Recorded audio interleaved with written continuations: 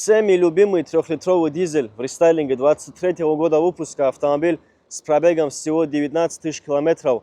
Полностью в заводском антихроме Shadowline. Не битый, не крашеный. Весь кузов автомобиля обклеен бронепленку. В ВМ-пакете цвет кузова Carbon Schwarz. У нас такой черный салон с сиденьями от BMW Individual. В комплектации у нас хрусталик.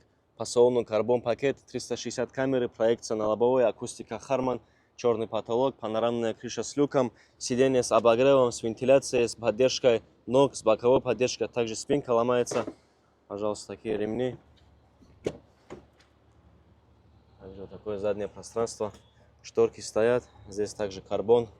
Смотрите на свежее сиденье.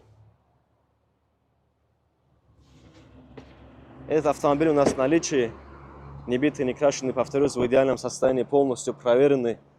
Прошел полную проверку. Цена 11 миллионов 500 тысяч рублей. Идеал.